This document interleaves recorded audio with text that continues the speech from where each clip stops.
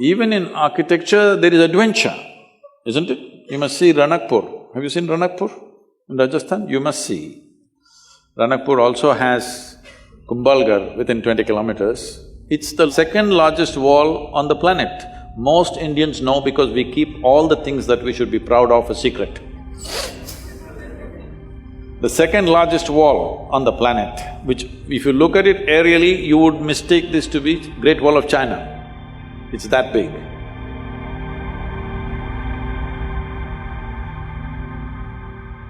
But most Indians don't even know there is a wall like this, it's in Kumbhalgarh. Close to that is Ranakpur. This architect is a madman, but he's a very super sane madman because he knows what he's doing. See, if you build a building, this is a temple with 1,000 columns.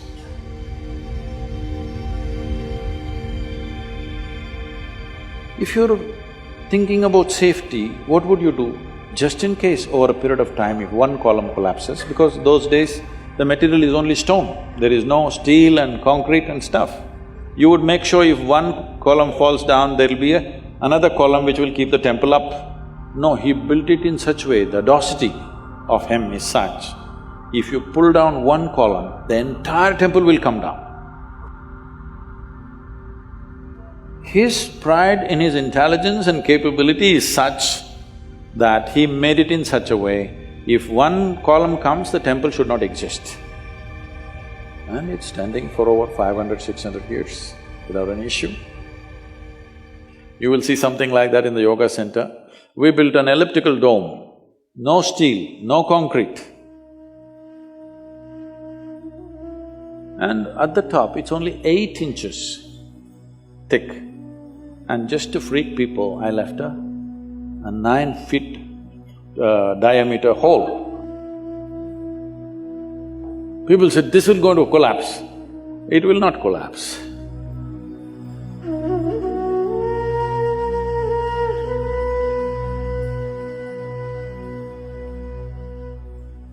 And if you go to the ancient temples, you must come to the south because North India, most of the temples, the ancient temples are all gone. The new ones that they have built is all put up in a hurry. But if you come to the south and see, one amazing thing you will see is their sense of geometry. Unbelievable. How they arrived at this sense of geometry, 1,000 years ago, 2,000 years ago, absolute geometric sense in their mind. You've seen Belur Halebeedu? Have you? Karnataka temples? Oh, it's a must-see. It's just a must-see for any human being, especially those of you who are in architecture, art, whatever you are into. Some aesthetics you are into means this is something you must see.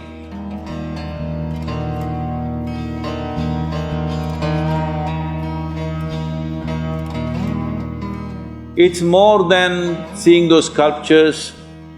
You must look into the minds of people who did this. If you want to look into their minds, you must withdraw yourself into that time zone. It's over 1,000 years ago, when there were no cranes, when there were no machines, when there were no trucks, when there were no any kind of mechanical things, all by hand. Why would somebody endeavor to do something so phenomenal and so almost superhuman in terms of engineering and the physical difficulty of lifting these huge rocks and doing this carving business? Why would anybody do that? What kind of passion should be firing those people to do this is unbelievable. If you see the Tanjavur temple, have you seen? This Gopuram weighs, I think, what, 180 tons, huh? 180, is it? Does anybody know? I think somewhere in that range, over 120 tons for sure. And it is at a height of 160 feet. They put a ramp of 10 miles, a mud ramp, and they brought this single piece of stone, 160 feet high above, and made a gopuram out of it, exquisitely carved.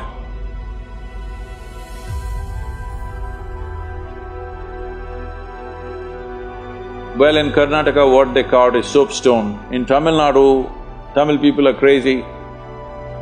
They carved granite into very fine structures, which is far more difficult than carving soapstone. And they put it up there. What is it that's firing these human beings?